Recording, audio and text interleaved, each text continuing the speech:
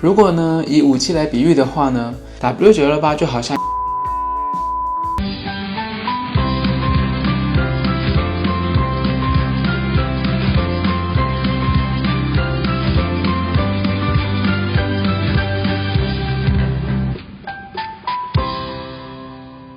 Hello， 大家好，我是英奇，大家元宵快乐。上一集呢有跟大家讲到2025年很多各家厂牌的新器材，那这一次呢我们开春的第一集呢就要来做 Stiga Surge 永动混碳接枝底板。那我个人呢是非常期待这支底板的，为什么这么说呢？因为 Stiga 之前在做内置结构的时候都是用纯碳纤维做一个结构上面的设计，那有混边纤维的话呢都是外置结构的。 Surge 永动混碳是 Stiga 第一支采用混边碳纤维作为内置结构的底板。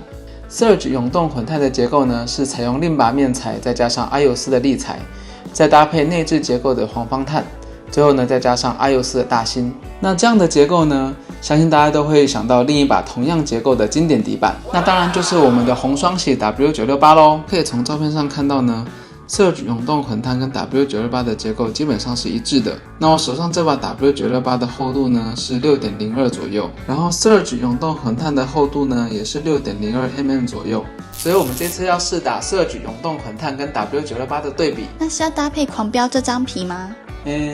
我之前是想要搭配狂飙没有错啦，不过因为之前有提到过膨胀剂禁用令的关系，没有灌油的狂飙我不知道我自己打不打得动啊。不可能，绝对不可能！所以我这次特别准备了2张55度的金龙 Dragon Power。我发现你真的很喜欢这张胶皮耶。哈哈，对啊，这张是我最近爱用的胶皮之一，因为这张胶皮的旋转跟力量表现呢都相当的不错，而且它的速度表现呢比起其他的微粘胶皮更有优势。那这次的反手呢，我搭配的是 Mantra Pro H 这张胶皮。我之前呢有打过 Mantra 系列的胶皮，那它的性能表现呢是蛮均衡的。那现在呢又出了一个新的升级版 Mantra Pro， 我自己也是蛮好奇的啦，所以我们这次会一起加入试打。我觉得这几张皮的颜色超美的耶，对吧？所以我这次把粉蓝、粉紫、粉红色全部都包色了。那我们就来准备贴皮试打吧。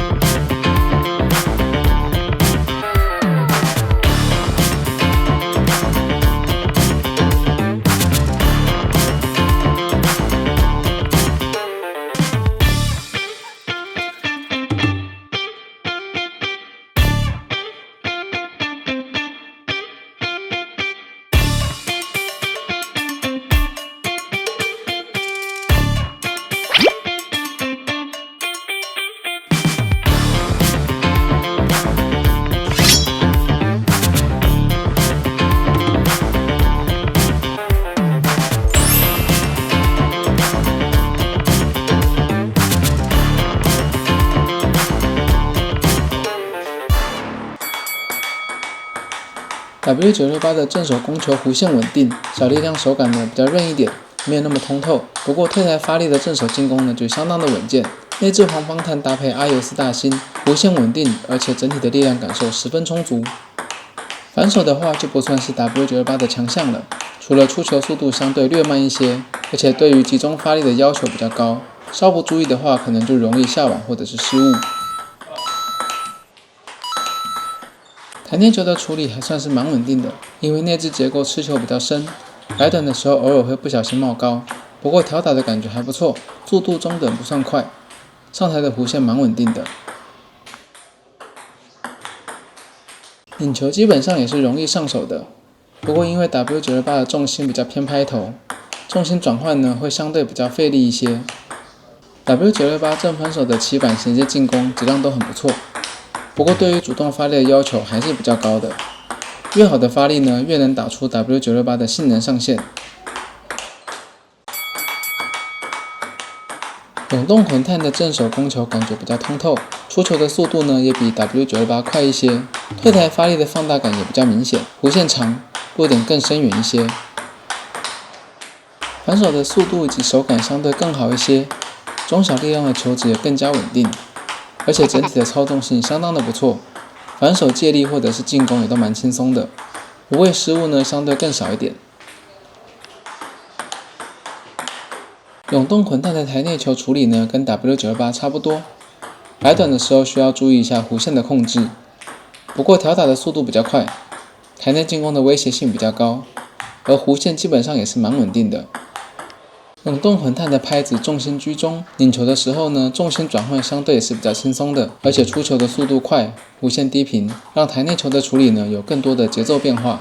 正反手的起板弧线稳定，出球的速度快，而且弧线比较长，再加上均衡的拍身重心，攻防转换上也比较容易一些。实战中的连续进攻表现相当的亮眼。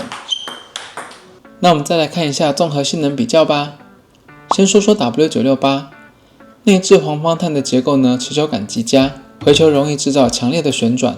不过由于速度相对略慢一些，所以处于被动的时候比较容易吃亏，需要更积极的发力去处理回球。虽然呢在防守上没有太多的优势，但是说到进攻质量 ，W968 绝对是无拍能出其右，招牌的前中弧圈的力量感真的是必须要给满分。不过相对的，对自身的发力要求也就更高咯。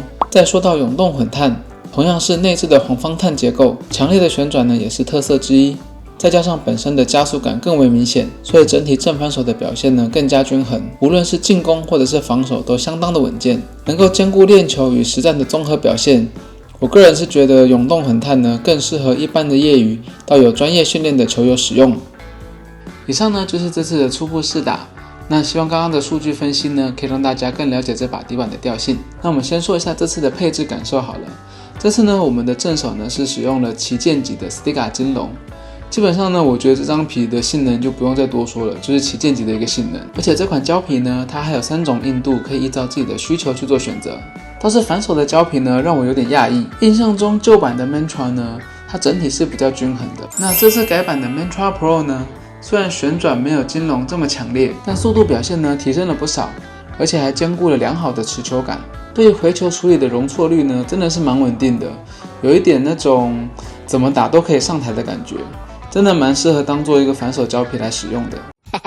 那再说回永动混碳，这把底板呢延续了内置黄方碳良好的一个持球感，而且呢还提升了一个中小力量的出球质量。我觉得相对于968来说的话，永动混碳它的一个反手手感的提升真的是相当有感。那这两把拍型呢，它基本上也是蛮接近的。那比起一般常见的157×150的话，都稍微略大一点。那贴皮之后呢 ，W968的重心会比较靠近拍头，进攻的质量很好。不过呢，攻防转换呢就比较费力一点。而永动混碳的重心呢就相对比较均衡一些，在攻防转换呢，还有进台的摆速都更加的轻松，更容易一点。如果呢以武器来比喻的话呢 ，W968就好像一把加特林的重机枪，火力呢虽然强大，但是呢也需要足够的力量去驾驭，对于发力的要求呢其实是更高的。而永动混碳呢就更像是一把精良的步枪，火力强而且相当的稳定，再加上使用容易而且应用很广泛，所以呢适合技术很均衡很全面的打法。对了，你每次买拍都会敲拍子吗？对啊，这就是为什么我买底板的时候比较喜欢去实体店面，一来是可以直接确认品相啊，二来的话也是可以挑到自己喜欢的重量。那这些器材引进了吗？在哪里可以买得到呢？已经引进啦，感谢平方世界赞助这次的器材开箱。话说这次代理商的动作真的超快的，那包含这次的 Stiga 永动混碳、金龙还有 Mantra Pro 的话，都已经可以在各地的经销商买到咯。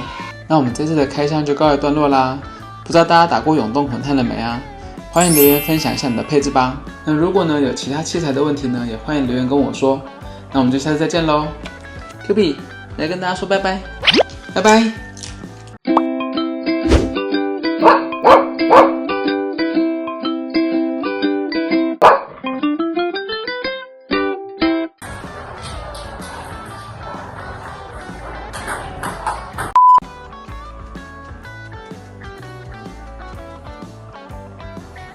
话说这次代理商的动作超快的，像现在这次